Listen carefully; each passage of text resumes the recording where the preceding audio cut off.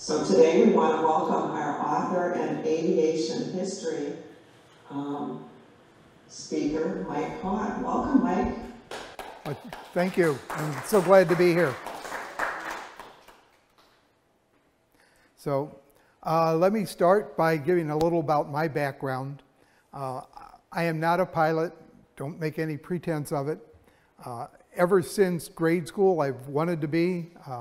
I was a kid that didn't know any of the baseball players, but I could cite the stats on all the World War II aircraft, which models would what the various characteristics were.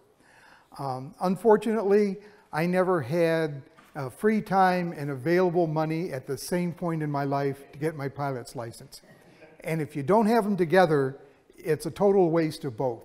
I know several people who have tried it with one or the other, and it always winds up a disaster. So for about the past 20 years, I've been reinvigorated in the aviation area, focusing more on the history. And what I discovered was Chicago from the very earliest days was one of the keys in aviation development in this country. And so that's what we're going to be looking at today. Particularly, we're going to be looking at how Chicago shaped the whole aviation industry, the airlines and airmail portion. But before we do that, I want to look at things that happened in Chicago in the early days. The first flights in Chicago were by Glenn Curtis in 1909. He had a flight at Hawthorne Racetrack, and that was just him alone. The following 4th of July weekend, he was here with his full exhibition team. The Wright brothers exhibition crews were here. They had a solo guy here in 4th of July weekend out in Aurora. And then the big one was down in the Loop in September of 1910. A gentleman named Walter Brookins had 2 days of air shows. This is his flight pattern. This was right all over the Loop. He had 6 flights. He reached an altitude of 2,500 feet. And so everybody in the Loop during the day could go out and watch the very first time they've seen somebody fly. This was all a warm-up for Brookins. The following day, the 29th, he made a flight from Chicago to Springfield. A newspaper had put up a prize, and he claimed that. His flight down to St. Louis took just under 6 hours. That includes 2 gas stops. He had to stop twice to refuel. And he did, however, beat the train that was accompanying him by 10 minutes. So planes were faster than trains even in the very early days. Those very early flights stirred the Chicago movers and shakers to form the Aero Club of Illinois. The gentleman here, Harold McCormick, was the head of the Reaper Company. He got enamored with aviation, and this was a group of businessmen that were determined to show how great Chicago was. They were the people, also members of clubs that sponsored Daniel Burnham's Plan of Chicago and other activities like that. So they were going to do the same thing with aviation. I had another assistant, Charles Dickinson, or Pop Dickinson, was semi-retired at the time. He had a big feed company, and he was, well done in his own right. So besides forming the Aero Club for adults and pilots, they also started a model Aero Club reaching out to youth. And so they sent letters to all the high schools and formed a club in January of 1912. The leader of it was William Stout. He was a journalist. He was the transportation editor for the Chicago Tribune at the time. but he was also a designer. And after leaving Chicago, he went on to Detroit, where he designed a lot of metal aircraft, including the Ford Trimotor. So those are all Stout's design, and he had his big leg up here in Chicago. The Aero Club had licensing authority. So at the time, pilots' licenses were never required. They were only optional. But if you wanted to get one, you would go to whatever Aero Club was authorized. There were no standards, so every Aero Club in different states would have different standards, and they didn't match the standards of the national one. So it was kind of a hodgepodge, but you could say you were a licensed pilot if you went to the ACI and met their standards. The biggest thing they did was they held 3 annual aviation meets downtown. The largest one was by far the most successful, was held in August of 1911.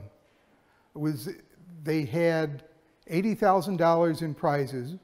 Most of the money was put up by McCormick himself. They drew 35 of the best pilots and planes from around the world to the event. It was held in Grant Park. They built 15 hangars. These were steel reinforced hangars to handle the winds without damaging the fragile aircraft. They built grandstands to hold 60,000 people. That's 10 more than they had for the NASCAR races. Their peak attendance was 400,000 people. That's a Lollapalooza-sized crowd back in 1911. And it was estimated 90% of the attendees had never seen manned flight before. So it was a big success, not necessarily financially, but it was a major event. It was the first and still largest aviation exhibition held in a downtown area. We don't do exhibitions in downtown areas. They're usually more remote these days.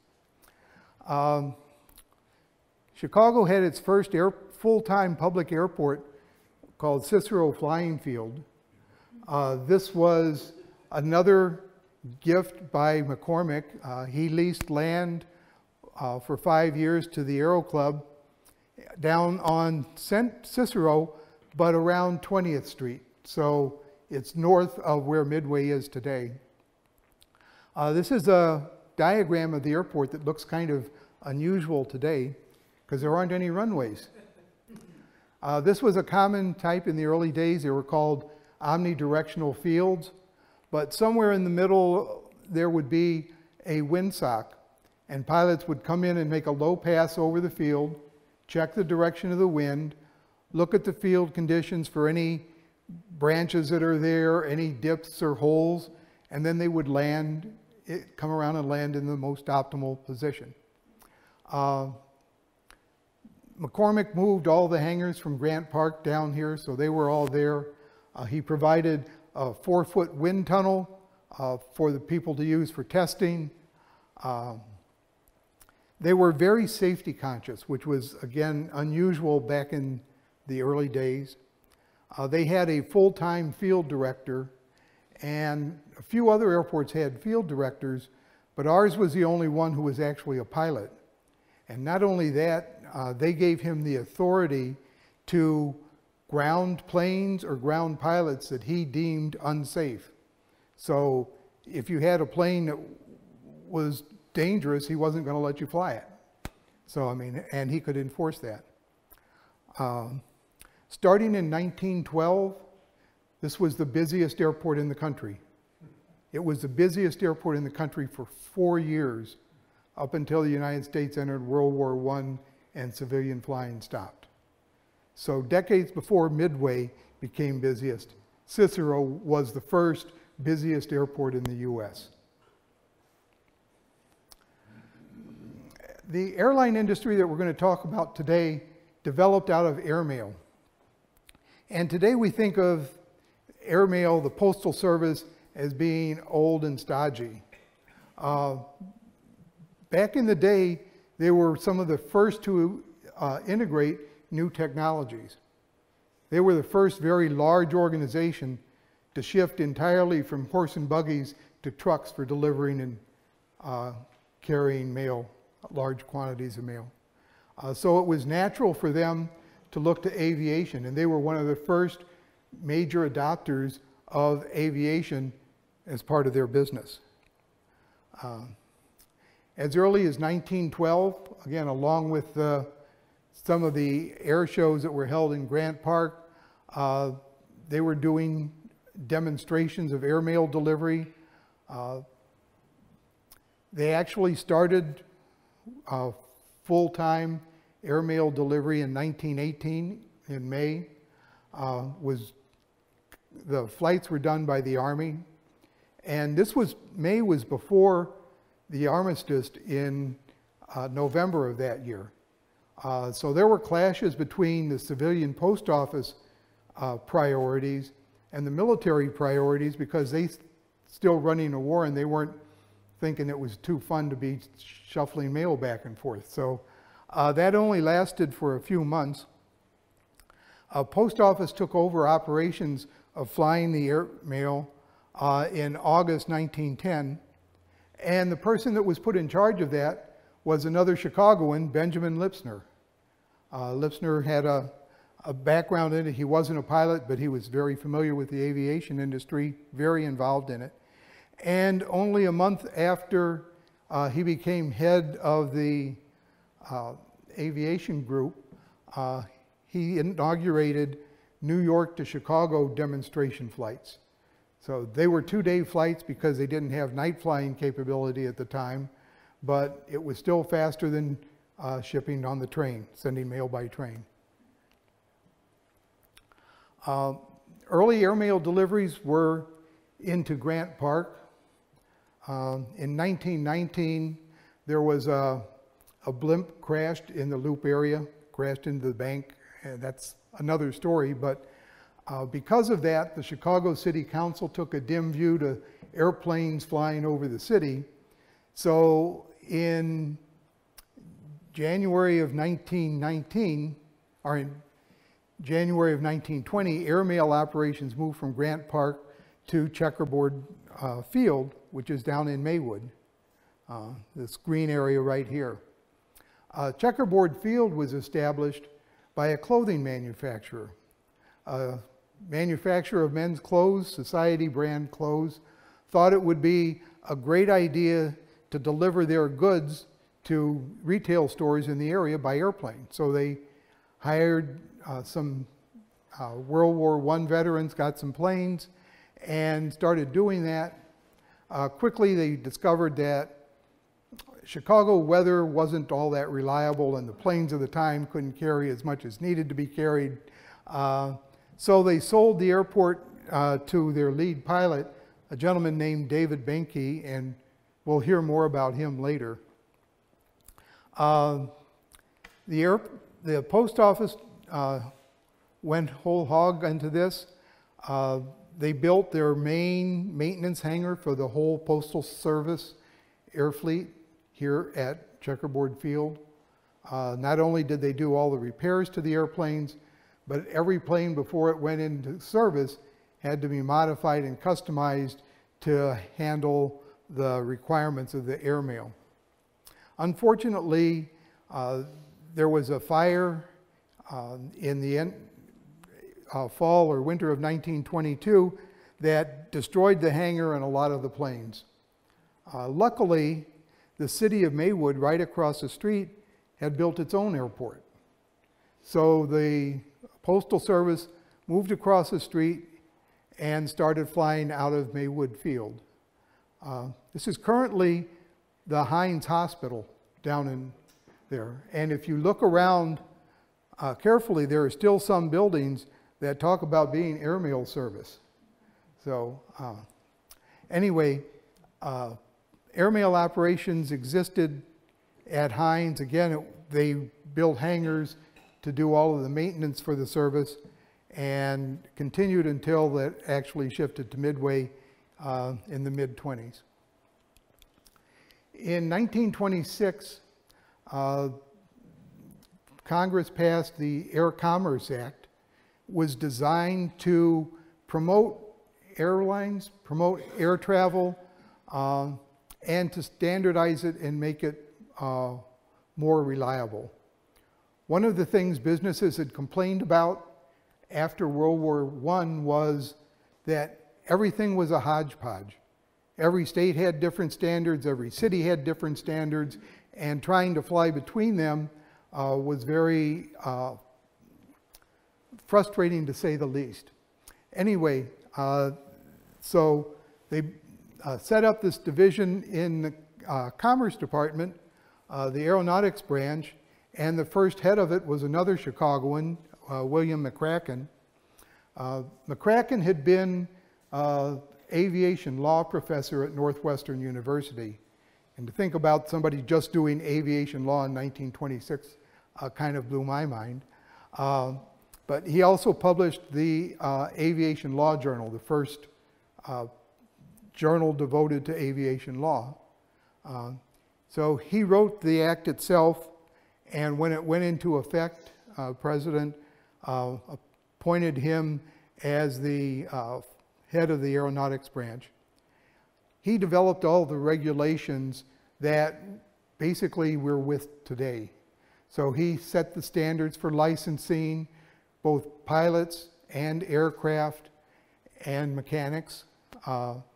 He controlled the airspace, basically did everything except control airports, because the model that he used was maritime law. That's one reason planes distances are measured in knots rather than statutory miles. Anyway, as far as the maritime law goes, the nation governs what happens on its flagships out at sea, but everything into and out of port is controlled by the port city. So airports were just like seaports and were therefore to be controlled by whatever city operated them. Okay. The post office didn't plan on providing airmail services itself forever, doing the actual flying. Basically, they saw their role as a feasibility study. So in 1925, they privatized the delivery service. They established a series of routes called contract airmail routes, or CAM routes, and then they set out bids. Companies could bid so much per pound to deliver mail over that route, and they would award the bid to whoever the lowest paid company was. Delivery or payments were based on the actual weight of mail delivered, and very quickly Chicago became the hub. If you look at the map, these are the CAM routes. About a third of them flow through Chicago, just our natural location. In fact, the first CAM route implemented was one between Detroit and Joliet. Prior to in the early 20s, the Ford Motor Company had started its own internal airline. They were delivering parts from Dearborn to Joliet for assembly here in Chicago area. So they had regular supplies going back and forth, and it was a no-brainer to add airmail to that as well. One of probably the best known of the CAM routes is the one from St. Louis to Chicago that was run by Robinson Aircraft. They're known mainly because of one of their pilots, this guy named Charles Lindbergh, who made a name for himself a little bit later. Post office tweaked the CAM contract when it expired after 5 years. When the bill was up, they had a new bill called the McNary-Watrous Act, and it overcame some of the limitations of the previous rate structure. Having companies get contracts on the lowest bid encouraged companies to use older, obsolete aircraft and younger, less experienced pilots, both of which were cheaper. And so those routes had very sporadic delivery and a lot of problems just getting the mail delivered. So for more reliable service, Post Office set up another rate structure. They paid based on the capacity of the plane carrying the mail rather than the weight. So that meant if you carry the same amount of weight of mail, but you're flying it in a bigger airplane, you get more money for it. But that was to encourage companies to invest in newer, more reliable aircraft. So the other factor was they set up private conferences between bidders and the post office, so the post office could determine how experienced they were with things like flying in weather, flying at night. A lot of the companies had no experience in that, but they'd bid anyway, and those were the problems. So through these conferences, they determined who was experienced and awarded bids that way. And that, while that was going on, aviation in Chicago area was developing. In 1922, a veteran from World War I, Colonel Kemp, built an airport. He leased some land from one of the school boards around here in Stuckney, and on 48th and Cicero, he built a small flying field, and he did things like aerial photography, sightseeing, things like that. In 1925, the city of Chicago decided that Chicago needed its own airport. They wanted to be a big city. They wanted to have a big city airport. So they had appointed Kemp to head the city's Aero Commission, and he went back to the place he leased the land from, and he leased 300 acres. Basically, it's about a quarter of the square mile at the southeast corner of Cicero and 51st, I think, 63rd, I'm sorry. By 1927, it was starting to get busy. The first year or so, year and a half, not much happened there, but Lindbergh came on his national tour, and instead of visiting Checkerboard or Maywood Field, he landed at Municipal Airport, which is what it was called at the time, and that kind of was the crowning glory. That he anointed the airport, and everything went there after that. So airmail service shifted there in the end of 27. The airport was officially dedicated again in December, and the following year, it again gave Chicago the title of the world's busiest airport, a title that it held until '62, when its sister in the outer reaches took over. Municipal developed quickly. By 1929, the year after it was officially dedicated, they needed traffic control. They had a flagman on the field controlling planes landing and departing. They had policemen outside controlling the spectators watching the airplanes. It got so busy that a couple years later, in 1930, the size doubled. So it went from this square to that whole lower half, the southern half of the square mile, and they built 2 long runways. These longer runways were able to handle the big planes of the time, the Ford Trimotor and that type airplane, which were too large to go on the existing airport. Again, they built the first terminal there. They built a radio control tower, which was one of the first used at an airport in the country. Planes had been using two-way radio for years, but usually the radio was between the plane and its company offices. This was the first one where you had to contact the airport to control things because there were a lot of different airlines flying in here. So it was anyway, the size doubled again in 1935. So now it occupied the entire square mile.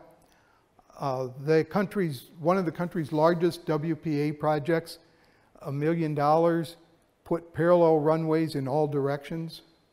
It could now handle the big 4-engine aircraft like the B-17s that were beginning to come into service. One little fly in the ointment, however, was that there was a railroad that ran right down the middle of it. And if a train was landing, planes had to circle. And this wasn't just any railroad. Over to the west was the big switching yards. This was the Beltline Railroad. And what would happen would be you'd have trains coming in with loads of steel, loads of autos, loads of corn, loads of cotton.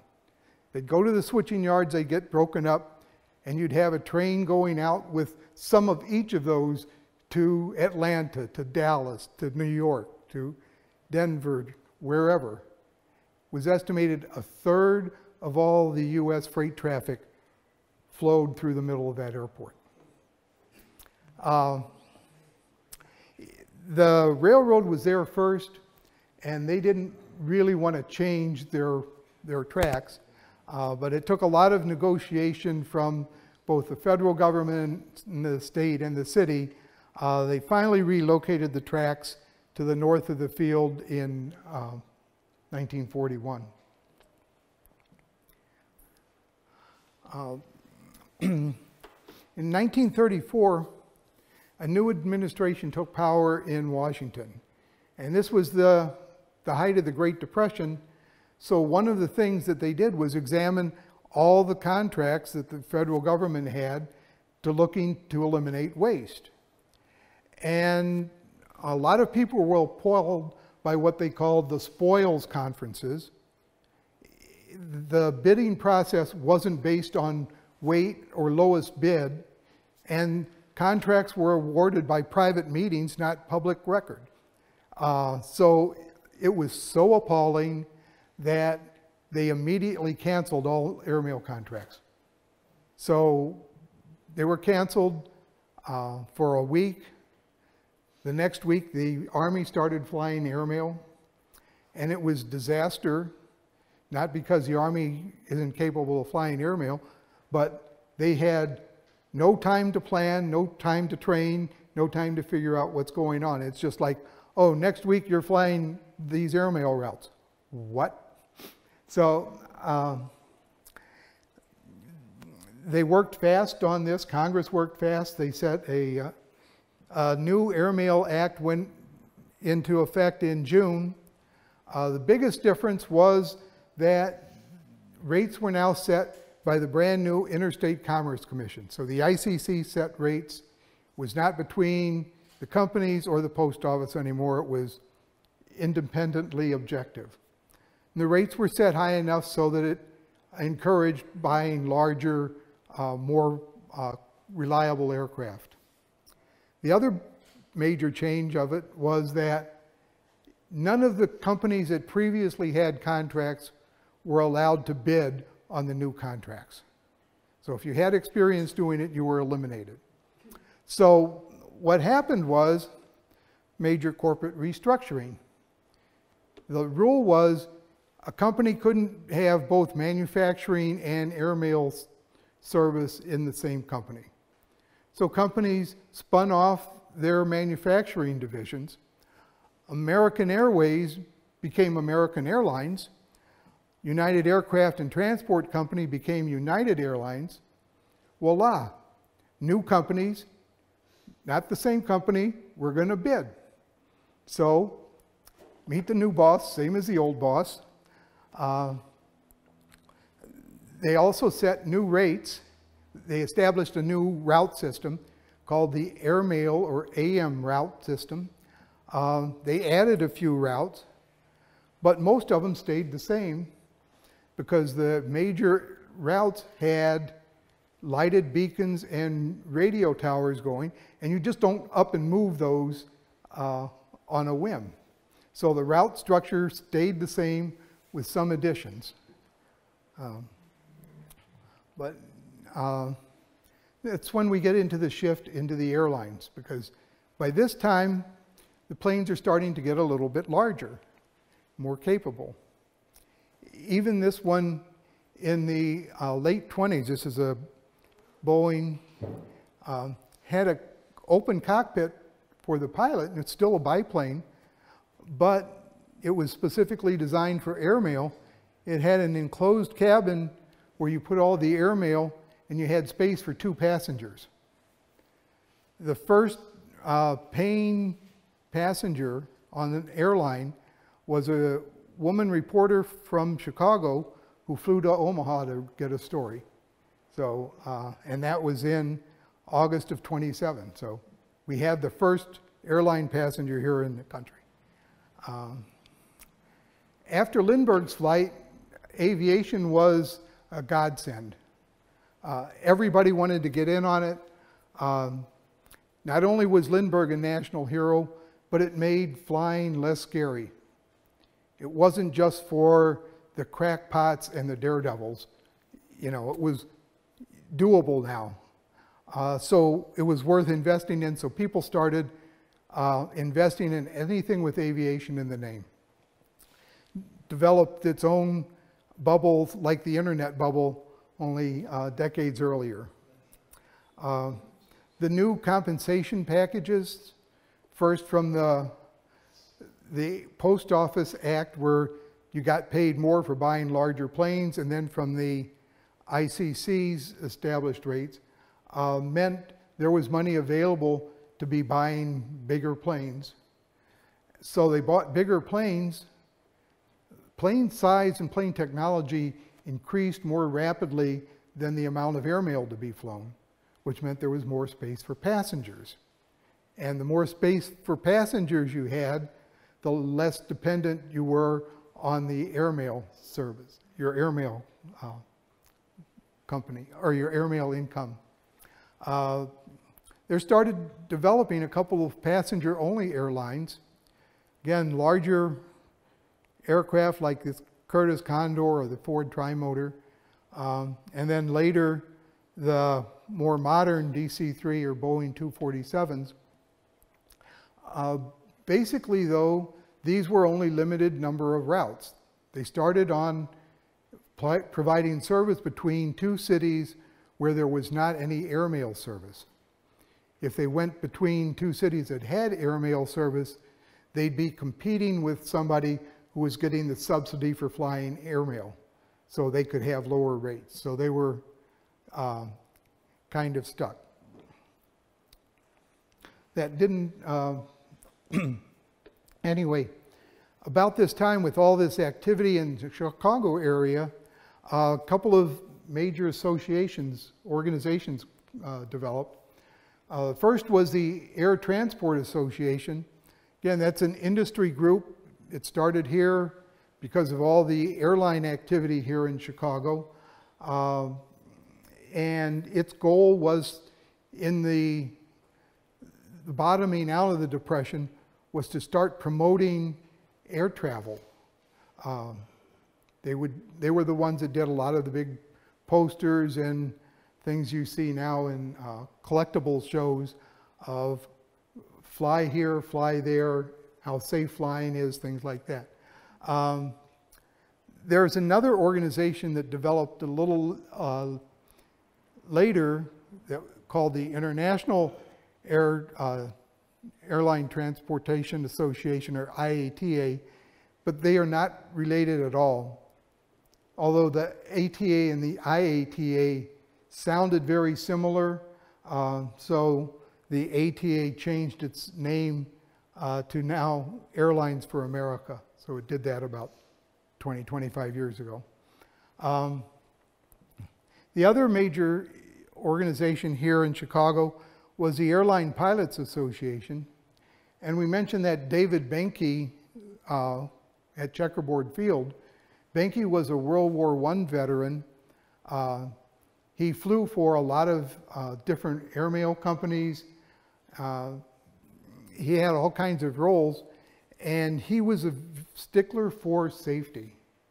He had lots of disagreements, verbal and public, with his employers about forcing them to fly unsafe planes in marginal weather or in dangerous conditions. So in July of 1931, he and a couple of dozen other pilots from different airlines met here in Chicago and formed the Airline Pilots Association. It was a fledgling organization, was basically based on the premise that most companies thought airplanes and pilots were expendable, and they were here to say that they weren't. They quickly affiliated with a larger union association, the American Federation of Labor, or AFL. While this is going on, there's a big consolidation in the aviation industry. The Depression wiped out a lot of personal fortunes that were based on paper. But there were a lot of individuals and a lot of companies that had actual fortunes that weren't paper-based. And what they saw the stock market crash as a buying sale. So they went on a buying spree. United Aircraft and Transport started buying. They merged with Pratt & Whitney. They brought in a number of other airlines. So they started their spree. Bigger spree was by Aviation Corporation of Delaware, AVCO. They went on a $35 million buying spree in the early 30s, acquiring 80 different companies. Some of them were American Airways, American Airlines, and American Airlines was based here in Chicago for about 10 years, as well as United. So the two largest airlines were both based in Chicago for a period of time in the 30s. Another name most people aren't familiar with in terms of aviation is a gentleman named E.L. Cord, or Eric Loban Cord. He's famous for his cars. The Auburn, the Cord, the Duesenberg, that's what people think of Cord, and it's a cachet around him. But he liked transportation of all sorts. He learned to fly in the late 1920s, and he learned to fly in a Stinson, so he bought the Stinson Company. In all, he amassed 150 transportation companies. One of them, or a couple of them, were transportation companies that were passenger-only airlines. He had one on the West Coast. He started another one in Chicago called Century Airlines. And his goal was to be the cheapest air carrier. He was matching prices for a Pullman railway car while giving air service. And his intent was to do that by combining his own companies. So they all flew the Stinson Trimotor, which his subsidiary manufactured. He offered passengers door-to-door service, and each one of his sites had a limo company with his Auburn limousines. So that was all, well, it was a good plan on paper anyway. The numbers didn't add up, and we set up for the fight of the century. Century still wasn't making money, so the only place to go was staff. So one day, as Century planes landed at Midway, a security guard escorted the pilot into the company office.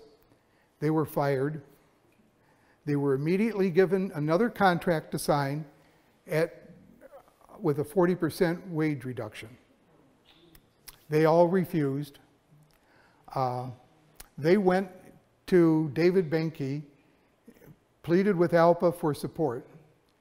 At this point, ALPA was only not even 6 months old, so they were barely getting their feet wet, figuring out what's going on. Nevertheless, Benke empathized with them, so it set up a big fight. And it was a sensational one as far as the press goes. Cord started resorting to strong-arm tactics. He had replacement pilots, but when he saw some ALPA people talking to his new pilots, he put all of his pilots up in a hotel with security guards controlling access. So they were basically his pilots were under house arrest.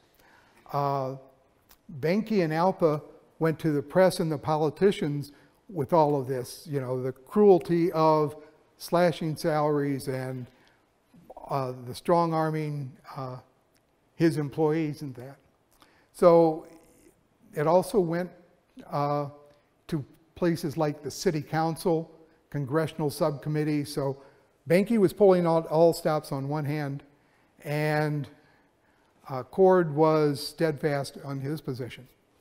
Eventually, was a real quick shift in the tides, and Cord was forced to settle.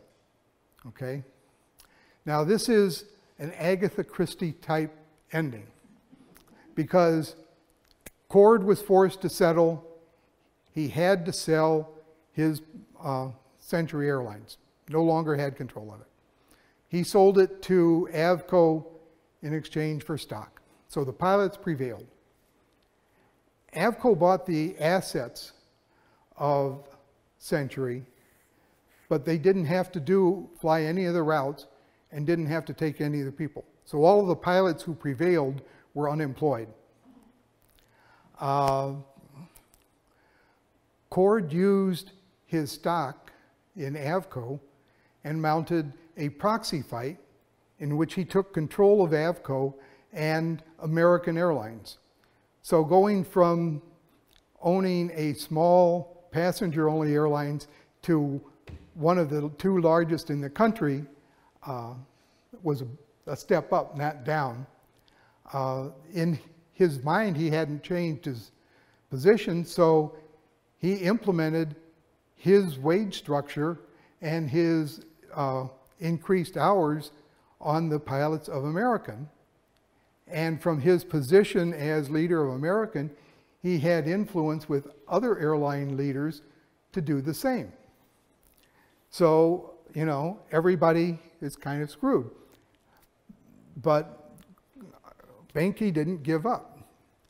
He went to the newly formed National Labor Board. Today it's the NLRB. But he brought it to them, and they eventually came out with a decision that went for the pilots.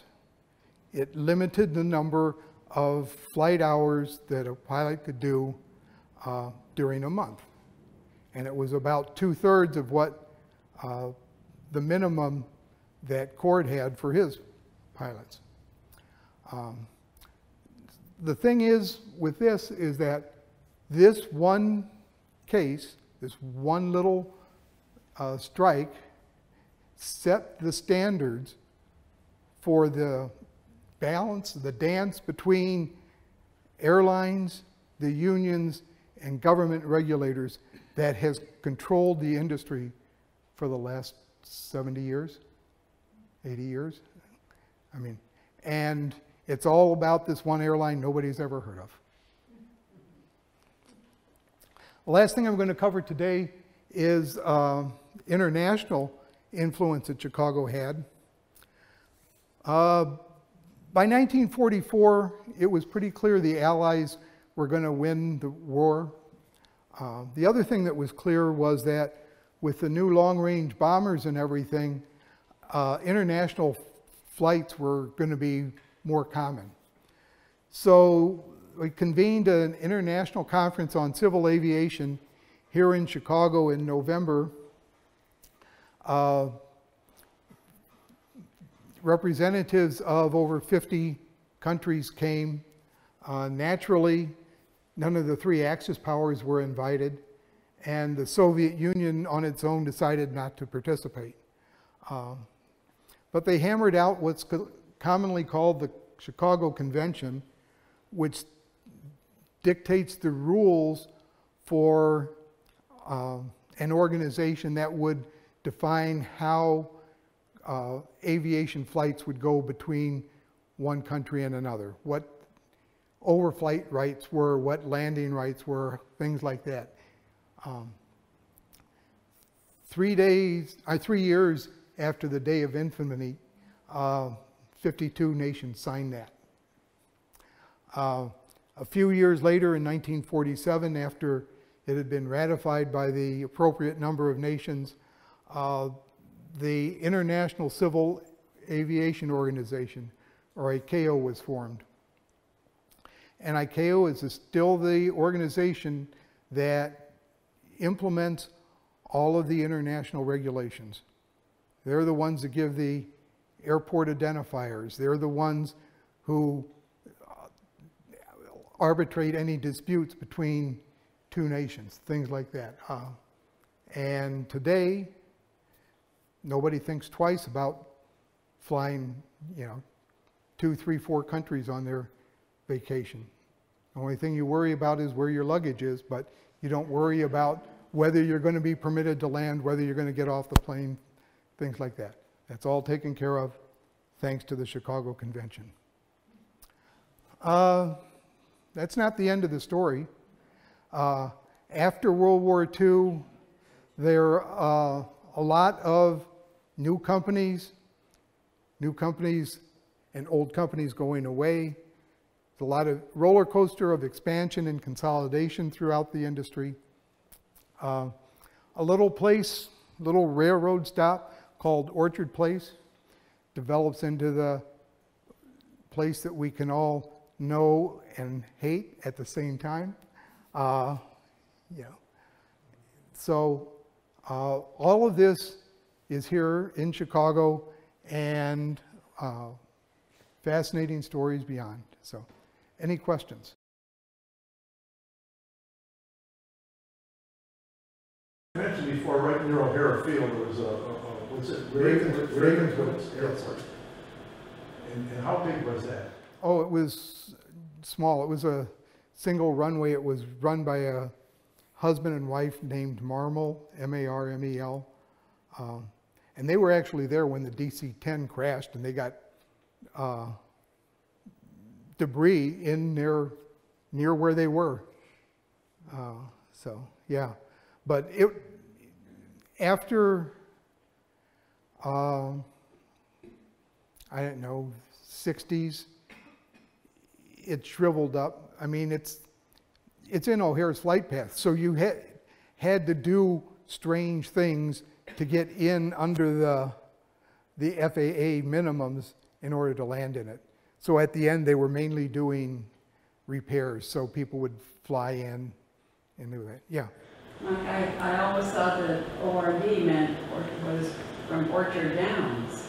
Orchard. But it's Orchard Field. Well, no, Orchard, O-R, and then the last letter, D, is where they got it from. But Orchard Place was the name of the train stop. There was an orchard there, and the farmers gave land to the railroad to put a train stop there for them. So they did, and that's where it got the name Orchard Place. And so then it became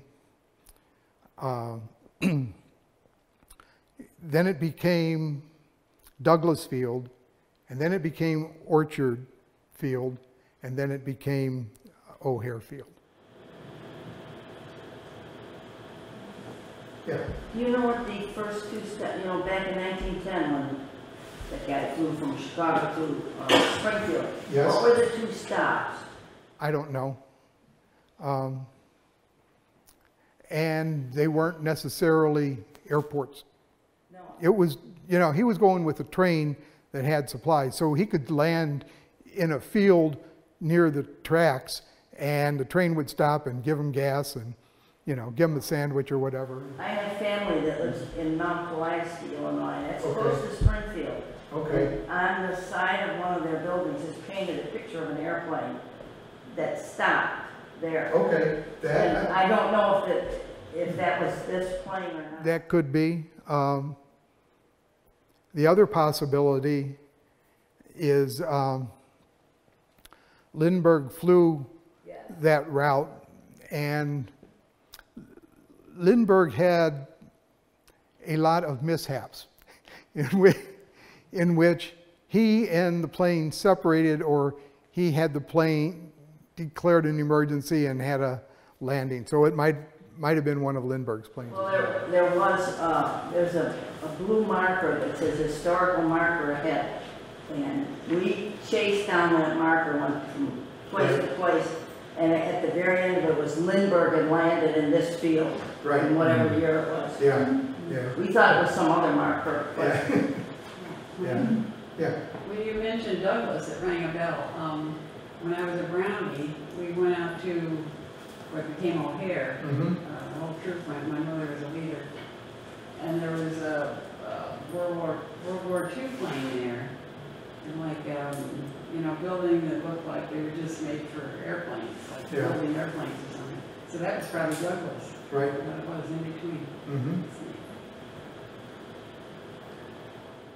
Mike, there's a question on Zoom. Okay, yes, Terry. You mentioned in the beginning of your presentation 15 hangars in Grant Park. Yes. Was that the start of, or what led to the start of Max Field? No, nothing to do with Meigs Field at all. All of those hangars went down to Cicero Field. Meigs Field got its first use in aviation that I can tell back in the 1933 World's Fair. Northerly Island was used for blimp sightseeing tours.